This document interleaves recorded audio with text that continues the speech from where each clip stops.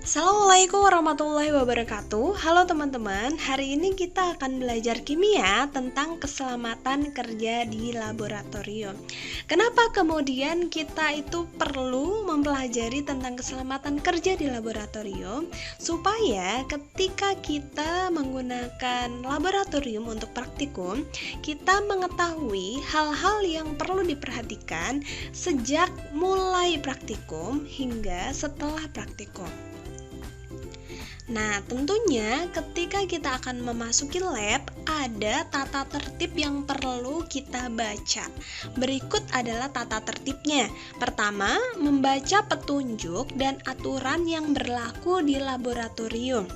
Kedua, menggunakan peralatan pelindung kerja di laboratorium seperti jas lab, kacamata pengaman, masker, sarung tangan, dan lain sebagainya. Ketiga, memahami prosedur kerja praktikum yang biasanya diberikan oleh guru. Yang keempat, menggunakan peralatan secara hati-hati.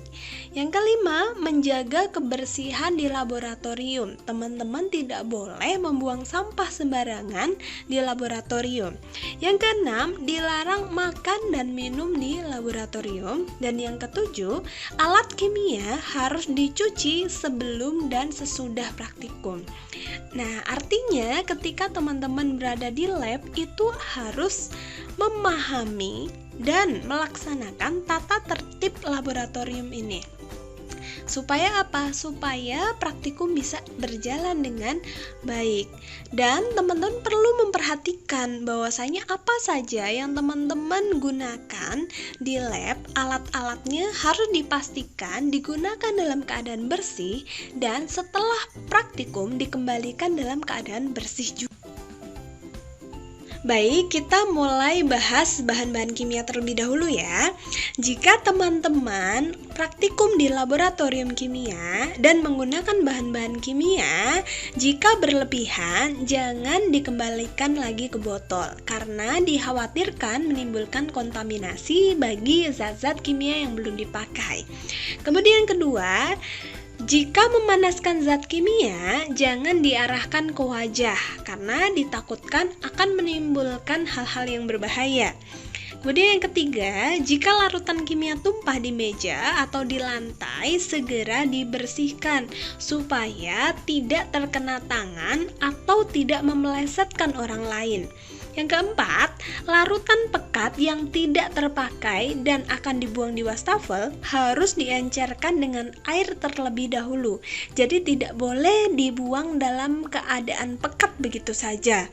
Dan yang terakhir, teman-teman perlu memperhatikan simbol bahaya pada bahan kimia sebelum menggunakan bahan kimia itu.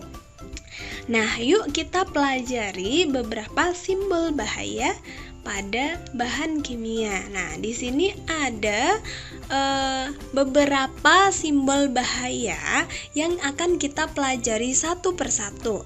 Pertama, yang memiliki gambar api namanya adalah flammable. Nah, flammable ini adalah bahan yang mudah terbakar. Nah, bahan yang mudah terbakar dapat dibagi menjadi dua jenis. Yang pertama adalah extremely flammable atau amat sangat mudah terbakar, dan highly flammable, sangat mudah terbakar. Nah, berikut ini adalah contoh-contoh bahan yang mudah terbakar atau flammable. Teman-teman bisa baca di video ini atau bisa baca di aplikasi yang Bu Ines sudah berikan.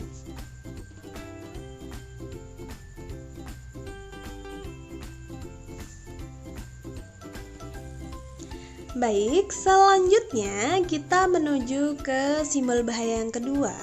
Ini adalah simbol bahaya eksplosif. Gambarnya adalah ledakan. Artinya, apabila suatu zat kimia memiliki simbol ini, dia adalah bahan yang mudah meledak.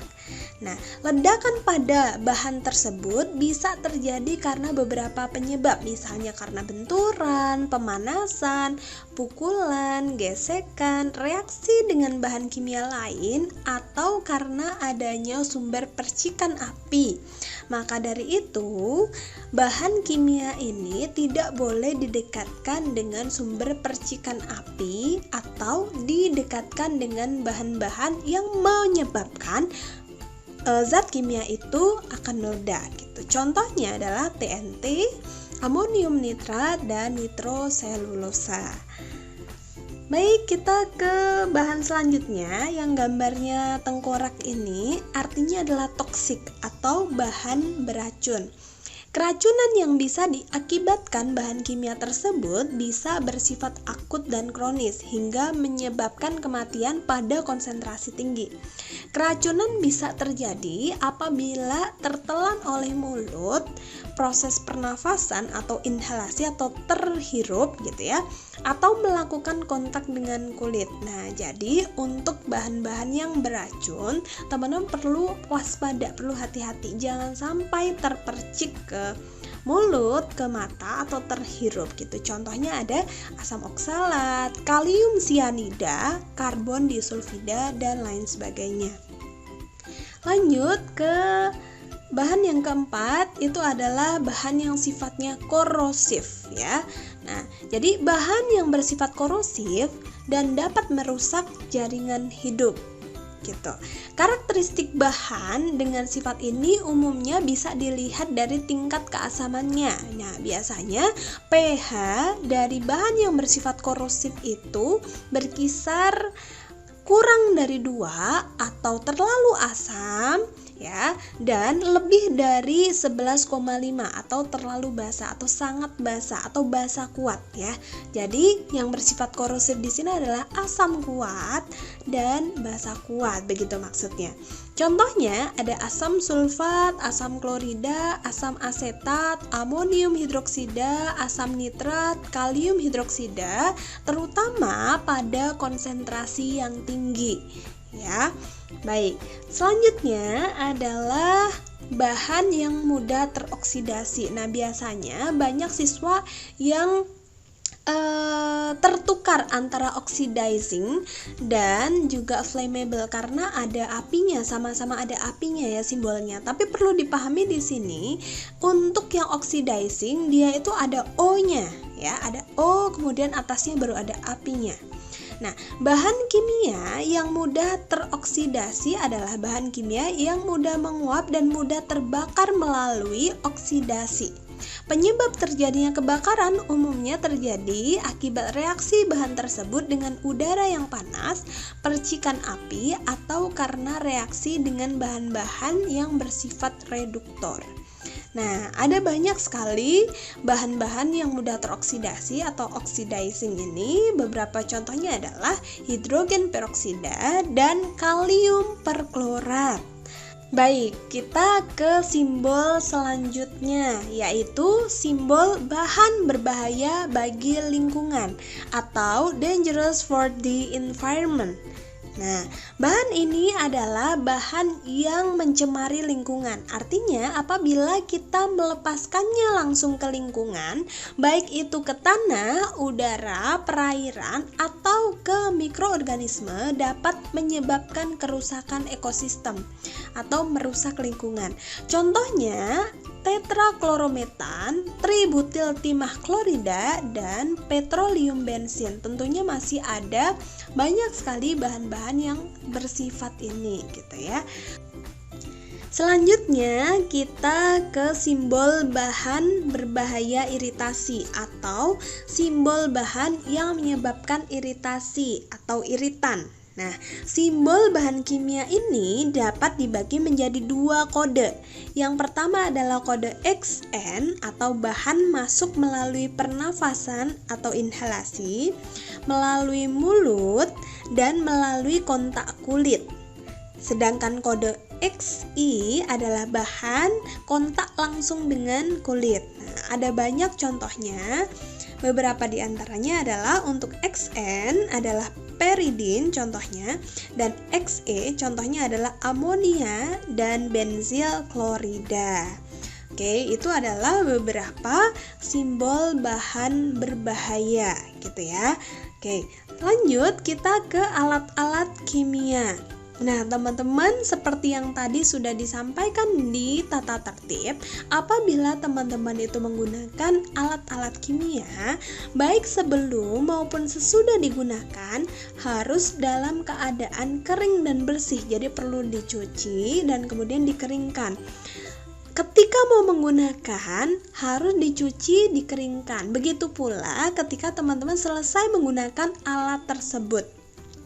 Nah, selain itu, teman-teman perlu mengetahui nama alat dan juga fungsinya supaya tidak salah menggunakan alat-alat kimia.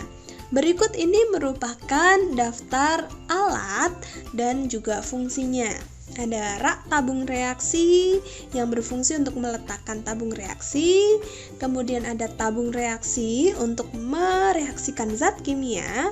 Ada labu Erlenmeyer yang fungsinya untuk membuat larutan atau untuk menempatkan larutan saat titrasi. Kemudian ada gelas beker atau gelas kimia untuk menyimpan atau membuat larutan ya.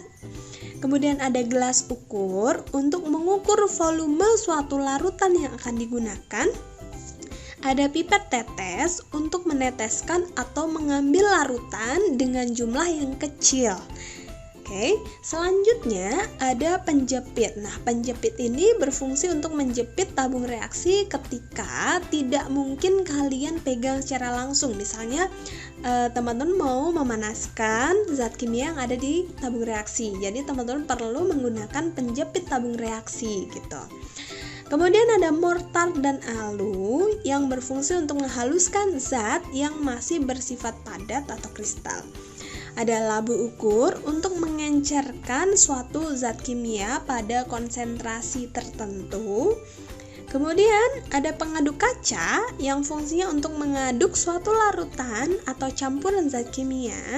Ada corong kaca untuk memasukkan atau memindahkan suatu larutan kimia. Ada juga kaca arloji untuk meletakkan zat kimia yang akan ditimbang. Kemudian ada pembakar spiritus untuk memanaskan suatu bahan kimia. Ya, jadi dia pengganti kompor gitu ya. Kemudian ada kaki 3 untuk menyangga gelas kimia saat dipanaskan menggunakan pembakar spiritus atau bunsen. Ada evaporating disk yang berfungsi untuk mengencerkan suatu zat kimia pada konsentrasi tertentu. Nah, masih ada banyak sekali alat-alat kimia yang ada di laboratorium.